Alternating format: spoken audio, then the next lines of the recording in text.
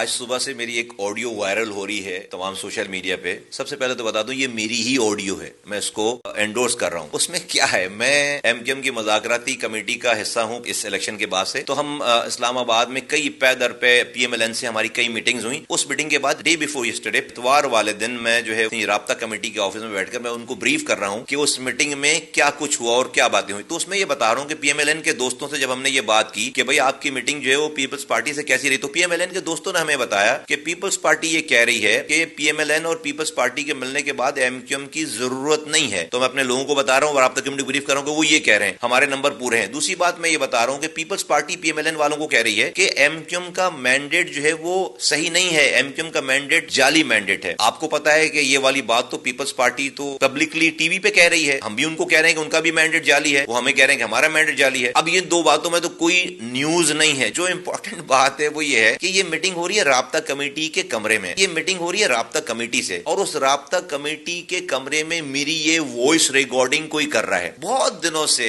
ہمیں یہ اطلاعات تھی کہ ہمارے رینکس اینڈ فائل میں کوئی ایم کیو ایم لندن کے لوگ بیٹھے ہوئے ہیں اور وہ ان کے لیے کام کر رہے ہیں. ہمیں پتہ نہیں چل پا رہا تھا, شک تھا کچھ لوگوں پہ, لیکن ہم کنفرم نہیں ہو پا رہے تھے. اس آڈیو نے ہمیں تمام فورنزک جب ہم نے اس کا چیک کرایا, معلوم کرا, تو ہمیں ایگزیکٹ پتہ چل گیا کہ کون ہے جو رابطہ کمیٹی میں بیٹھ کر ایم کیو ایم لندن کے لیے کام کر رہا ہے. کیونکہ یہ آڈیو ریلیز جو کی ہے وہ لندن نے کی, وہ سمجھنے کو بہت بڑی چیز ان کے ہاتھ لگ گئی ہے. نارمل گفتگو ہے جو کہ ٹی وی پہ بھی وہی بات ہو رہی ہے, اس میں کوئی سیکرٹ نہیں ہے, لیکن اہم بات اس کے اندر ہے کہ رابطہ کمیٹی کے اندر کی گفتگو جو ہے وہ کوئی ریکارڈ کر کے لندن کو بھیج رہا ہے. تو لندن نے اس کو صبح سویرے جو ہے اس کو ریلیز کر دیا, یہ سمجھ کے کہ بہت ہی بڑی کوئی چیز ان کے ہاتھ میں لگ گئی ہے. لیکن ان کو یہ اندازہ نہیں جو ان کا ایک گھس بیٹھیا ہمارے درمیان بیٹھا ہوا ہے, جو ان کا ایجنٹ بیٹھا ہوا ہے, اس نے اس کی پکڑائی دے دی ہے. تو ہمیں ایگزیکٹلی پتہ چل گیا کہ ہمارے درمیان ہمارے خلاف, اس پارٹی کے خلاف, اس قوم کے خلاف کون ہے, ہمارے خلاف کون کام کر رہا ہے. تو جس چیز کا ہمیں بہت دنوں سے انتظار تھا, کوششوں میں لگے ہوئے تھے, اس آڈیو لیک کے ذریعے ہمیں اس پرسنالٹی کا پتہ چل گیا کہ جو ہمارے خلاف کام کر رہا ہے.